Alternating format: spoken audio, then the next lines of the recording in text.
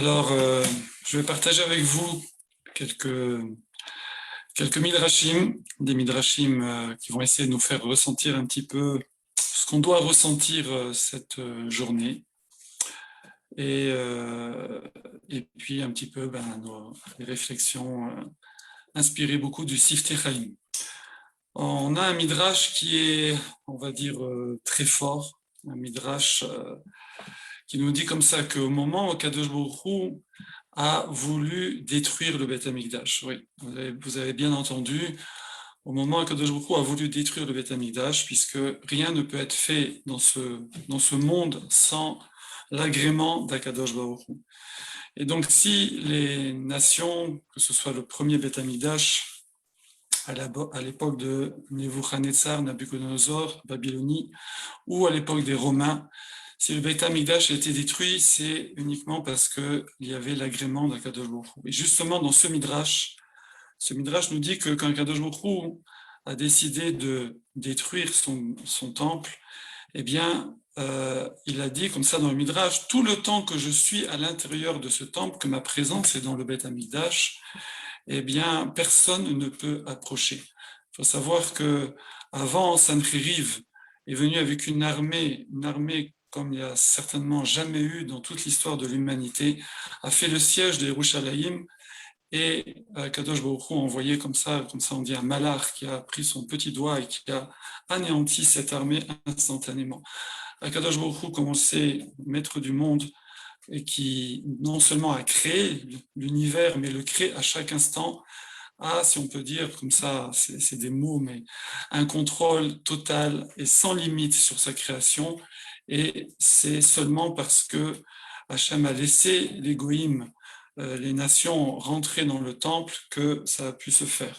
Comme c'est marqué d'ailleurs par ailleurs dans la Gemara Sanhedrin, où lorsque Titus a détruit le temple, eh bien, c'est marqué comme ça que un palais brûlé, déjà brûlé, consumé, tu as brûlé, de la farine déjà moulue, tu as moulu. Ça veut dire que ce que les nations peuvent faire ne dépend que de la volonté d'Hachem. Et donc, au fond, qu'est-ce que nous disent ces Midrashim et cette Gemara? Elle nous dit que ce sont nos fautes, ce sont les fautes des Bnei Israël qui ont détruit ce qu'on appelle le Beth Amikdash, dans le Beth Amikdash spirituel. Tout ce monde physique, matériel ici en bas, a son parallèle dans un monde spirituel en haut. On dit en haut, il n'y a pas de haut et de bas dans le spirituel, mais bon, c'est pour chez nous, c'est une façon plus imagée. Eh bien, nos fautes ont une répercussion sur le statut spirituel, sur l'existence, sur le contenu, on peut dire, le tochen du Beth Amikdash. Le Beth Amikdash Elyon, le temple spirituel en haut, d'accord, a été vidé, comme ça disent les Chachamim, a été vidé en partie de son contenu rouhani spirituel, et c'est ça qui a fait que la Shrina, la présence divine, s'est retirée. Alors c'est toujours fait de façon un peu, les termes sont violents, mais retiré au moins partiellement du temple, et c'est ça qui a permis aux nations de rentrer et de détruire le temple. La Shrina, justement, qu'est-ce que c'est la Shrina? Donc Rachami nous explique que la Shrina, c'est le Kesher, c'est le lien qu'Akadosh Baruch Hu a avec nous, le lien que nous avons avec Akadosh Baruch Hu.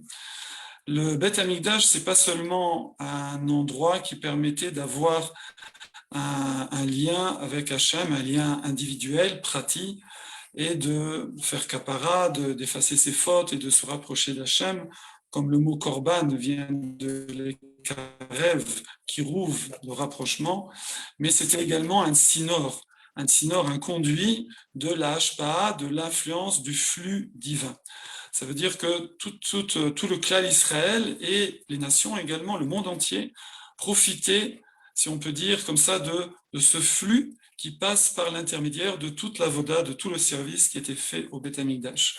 Et chaque personne pouvait, c'est une des raisons pour lesquelles il y avait les Shoshar Regalim, les 3 fêtes de pèlerinage, Pessah, Shavuot, Sukkot, où il fallait se rendre, tout le clan Israël, on a du mal à imaginer quelle joie ça devait être, tout le clan Israël se rassemblait à un seul endroit, donc à Yerushalayim, au Beth Amikdash, et chaque personne pouvait percevoir le Kvod Hashem, l'honneur d'Akadosh Baruch Hu, la Shrina, la présence divine, en fonction de la préparation qu'il avait fait pendant toute l'année, enfin entre deux régalim. Et le fait que nous ayons perdu ce temple, le Beth Amikdash, eh bien nous avons plongé non seulement le Klal Israël, mais nous avons plongé le monde entier dans ce qui s'appelle un Esther Panim, une phase où le monde est, Akadosh Baruch Hu, sa présence, son Hashgacha, sa gestion est moins visible. Il y avait également, comme vous le savez, des miracles, 10 miracles qui étaient dignissime, qui étaient permanents. Toute personne pouvait aller et voir au Beth Amikdash ces miracles. C'était quelque chose qu'on a, encore une fois, un petit peu du mal, nous, à imaginer. Mais en étudiant ces textes, en écoutant comme ça les shiurim, on essaie de réaliser un petit peu ça. Alors, il faut voir que on a encore des midrashim qui nous disent d'une façon assez forte que lorsque Hachem donc a permis la destruction du Beth Amikdash, de son temple, alors le Midrash dit comme ça que Akadosh Baruch Hu a dit Shuv en li moshav baaretz. Je n'ai plus de résidence sur terre. Ça paraît très fort. Kol haaretz lo sheli. Toute la terre n'est plus à moi. Et là, esalek shrinati mimena, je vais enlever ma présence de la terre. Évidemment, ce n'est pas, on va expliquer, ce n'est pas, Kadosh Baruch Hu, c'est pas retiré complètement du monde, Chas v'Shalom, évidemment. Donc, ce sont des mots encore très forts dans le Midrash, où Kadosh Baruch Hu dit, je n'ai plus de résidence sur terre, et ma présence divine, la terre ne m'appartient plus, comme si on pouvait dire que son Hachem, la terre aurait échappé, Chas v'Shalom, un peu à son contrôle, et Akadosh Baruch Hu a retiré. Les mots de Midrash sont « j'ai retiré ma présence divine », mais on va voir qu'il faut nuancer cette notion.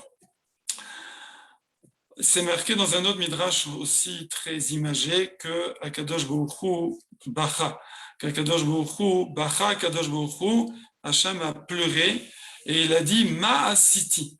Qu'est-ce que j'ai fait, Encore une fois, cette notion que c'est pas Hachem évidemment qui a détruit le temple, mais c'est seulement s'il agrée la destruction que cela peut se faire. Donc Hachem considère comme si c'était lui qui l'avait fait. Qu'est-ce que ça veut dire que Hachem a pleuré? Évidemment, c'est une image. Le Maharal de Prague explique qu'on parle parfois de pleurs, donc de tristesse pour Hachem, et on parle parfois de simcha, de joie pour Akadosh Baruch Hu. Qu'est-ce que ça signifie? Il dit la joie, on va commencer par la joie. La joie d'Akadosh Baruch Hu, c'est quand Hachem est mashpia shefa. Quand Hachem, il donne comme ça un flux de spiritualité et automatiquement également de matérialité. Donc quand Hachem donne sa bracha, donne sa siyata dishmaya, son aide, non seulement évidemment au Klal Israël, mais au monde entier, à travers l'avoda, le service du Klal Israël et du Beth Amikdash, ça c'est la joie d'Akadosh Baruch Hu. De la même façon, on compare comme ça un homme joyeux. Vous savez, quand un homme il est joyeux, il a appris une bonne nouvelle, il est dans un état comme ça, eh bien, automatiquement, il est généreux. Comme les gens, il va inviter tout le monde, il va faire une fête, il va être très généreux avec ses biens. Donc, il va donner à tout son entourage parce qu'il est joyeux, il veut partager sa joie. Ça représente la joie. Par contre, quand une personne est triste, qu'est-ce qu'elle fait? Elle se replie sur elle-même, comme on dit, tiens, c'est bizarre, j'ai plus de nouvelles de lui, il doit se passer quelque chose, ou quelqu'un, voilà, il se replie sur lui-même. Alors aussi, quand on parle de pleurs pour Akadosh Baruch Hu, c'est une notion que, Chazé Shalom, Hachem et Metsamsem, il se replie un peu sur lui-même, il se retire, ça veut dire quoi? Tout simplement qu'il retire sa bracha, il retire en partie, on va voir, sa siyata dishmaya. Mais attention, écoutez jusqu'au bout parce que ça, on est en train de faire les midrashim au fur et à mesure, mais il y a une notion très importante à laquelle on va arriver.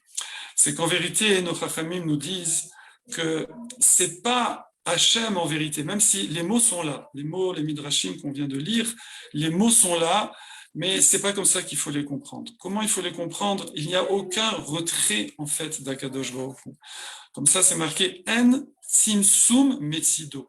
C'est pas Akadosh Baruch Hu qui se replie. Il n'y a pas de repli de la part d'Hachem, c'est simplement nous qui ne sommes plus capables de recevoir cette Ashpa. C'est nous qui ne sommes plus capables de recevoir, mais Akadosh Baruch Hu ne change pas si on peut dire ça, la proximité potentielle qu'il a avec nous, la bracha qu'il peut nous donner. Et c'est ce que le Maharal de Prague explique. Il dit que la Péoula, l'action d'Akadosh Baruch Hu, la gestion qu'a Hachem dans le monde, eh bien, elle est bli mugvelet, elle est sans gvoul, elle est sans limite. Et il n'est impossible pour Akadosh Baruch Hu, si on peut dire, Hachem ne va jamais réduire cette gestion du monde, la bracha, la siyata d'Ishmael qu'il peut donner. Simplement, qu'est-ce qui se passe? C'est que nous ne sommes plus mekablim, nous ne sommes plus capables de recevoir toute cette bracha-là parce que notre préparation n'est pas suffisante. Le Chachamim donne un exemple très simple. C'est comme une personne qui serait dans une maison, comme ça, midi au mois d'août, le soleil brille à l'extérieur, donc d'une lumière éclatante, et lui, simplement, il a ses fenêtres, elles sont opaques, il a mis les volets, il a mis des rideaux, des gros rideaux, alors il comprend pas, il dit, je comprends pas, il n'y a pas de lumière, il n'y a pas de soleil, qu'est-ce qui se passe aujourd'hui? Et pourtant, simplement, c'est parce que c'est lui qui empêche la lumière de rentrer. Eh bien, c'est cette image qu'il faut retenir, qu'Akadosh Baruch Hu est à chaque instant, et tout le temps, toujours prêt, toujours en train d'essayer de vouloir nous donner plus que nous, on veut recevoir toute cette bracha, toute cette siyata d'Ishmael, toute cette aide, toute cette proximité. C'est simplement nous qui nous coupons, hélas, de cette proximité et qui faisons qu'il y a, comme on appelle, voilà, comme on a dit, en apparence, la shrina, la présence divine qui s'éloigne, d'accord? Donc c'est nous en vérité qui nous éloignons de la présence divine. On sait que le temple a été détruit donc par les fautes. Alors les fautes, le Chafetz Chaim dit que les fautes, hélas, sont nombreuses. Et vous savez que c'est pas seulement historique, hein. Donc on sait que si nous méritions, nous, que le temple serait reconstruit, il serait reconstruit instantanément. Donc, même si nous n'étions pas vivants à l'époque de la destruction du temple, mais nous sommes toujours dans la même situation, nous n'avons pas encore réparé, arrangé ce qui a causé la destruction du temple et comme on a dit, cet éloignement de notre part par rapport à la présence divine. Alors le Chafetz Chaim, il dit qu'il y a beaucoup, hélas, de fautes, mais il dit que, comme vous le savez, la faute, une des fautes les plus grandes, qui est le lashon hara, qui est donc le fait de mal parler sur des personnes, eh bien, elle a à elle seule une répercussion très importante dans cet éloignement d'Akadosh Baruch Hu. Et comme on le sait, le lashon hara, c'est simplement la résultante. En fait, c'est simplement c'est le finish, c'est le résultat concret de tout un processus qui va commencer, comme nous dit la Gemara, par la sinatrinam, la haine gratuite.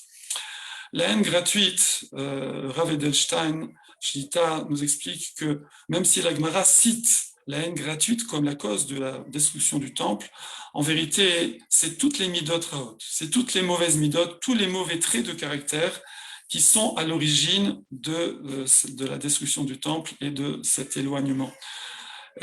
Pourquoi la Gemara cite simplement Sinatrinam? Parce qu'elle donne une dougma, un exemple, et parce que c'est le shoresh, tout commence par la sina. La sina, la haine d'autrui, qui en fait est la corrélation immédiate de trop d'amour de soi. D'accord? C'est lorsqu'on a trop d'ego. Toutes les midot raot, tous les mauvais traits de caractère proviennent d'un ego trop développé, trop important.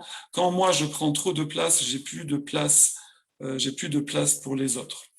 Et ça, comment on peut essayer nous de réduire justement, d'arriver à essayer de réparer petit à petit. Alors vous allez me dire comment nous, avec la descente des générations, comment nous pouvons réparer ce que des géants avant nous, d'accord, à l'époque de la Gemara, du Temple, à l'époque des Amoraïm, des Tanaïm, comment nous on peut réparer. Bon, ça c'est tout un sujet, je ne vais pas en parler là parce qu'il me reste que quelques minutes, mais faut savoir qu'en chaque génération, à chaque génération, le challenge, il est équilibré entre le Yetzer Hara, la force du Yetzer Hara, la tsura, la forme du Yetzer Hara et notre avoda, notre capacité à surmonter ce Yetzer Hara. Donc, peu importe s'il y a une baisse des générations, nous sommes capables de faire ce tikkun. Comment faire ce tikkun?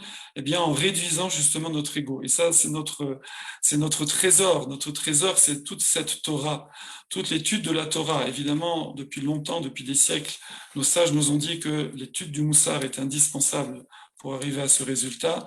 Mais évidemment, la tfila, la prière et les mitzvot, toute la pratique des mitzvot, chaque mitzvah, elle va amener à se tourner vers Akadosh Baruch Hu, ou se tourner vers autrui et arrêter un petit peu de se tourner autour du nombril et de voir que sa petite personne. Voilà, donc tout ça, hein, évidemment, c'est corrélé, c'est lié à notre émouna qui peut se développer, évidemment, comme on l'a dit, par la tfila, par les misvot, qui vont diminuer cet égoïsme et nous permettre de nous ouvrir à Akadosh Baruch Hu et avec tout ce que vous savez, donc juger favorablement les casse-routes, les personnes, être mévater, ça veut dire laisser couler, ne pas être macpide, ne pas être pointilleux, tout celui qui est mévater, qui laisse passer, alors Akadosh Baruch Hu aussi est mévater avec lui d'une certaine façon, va être longanime, va être miséricordieux avec lui. Donc ça, c'est tout notre trésor que nous devons développer par l'étude, par la prière, par les Maasim Tovim, par le chesed, par le fait de se tourner vers autrui, essayer d'arriver, voilà, il me reste 2 minutes, si on veut retenir juste une idée finale là-dessus, c'est se lever le matin comme ça, hein, comme dit Rabbeinu Yonah, il dit dans Sha'arei Teshuvah, il dit qu'on doit être Doresh, Tov La'amo. Quelqu'un, le chiyuv, l'obligation de quelqu'un dans ce monde, c'est, il se lève le matin, sa préoccupation de toute la journée, ça doit être Doresh, Tov La'amo. Chercher comment je peux faire du bien autour de moi. Comment c'est l'ishkod, Amal Nafsho, à chercher avec vraiment la profondeur de son âme, comment je peux faire grandir mon travers, comment je peux aider autrui, qu'est-ce que je peux apporter à toutes les personnes que je vais croiser dans la journée, si on peut dire, mais aussi à toutes les personnes que je ne connais même pas, par ma tfila, en priant pour eux, par le srout de mon étude, par le srout de mes mitzvot. Voilà ce que je voulais partager avec vous. Bezrat Hashem, qu'Akadosh Baruch Hu nous aide toute cette année et qu'on voit le Mashiach, Tzidkecha Beyamenu et la reconstruction de Beth Amikdash des Karov. Merci à tous.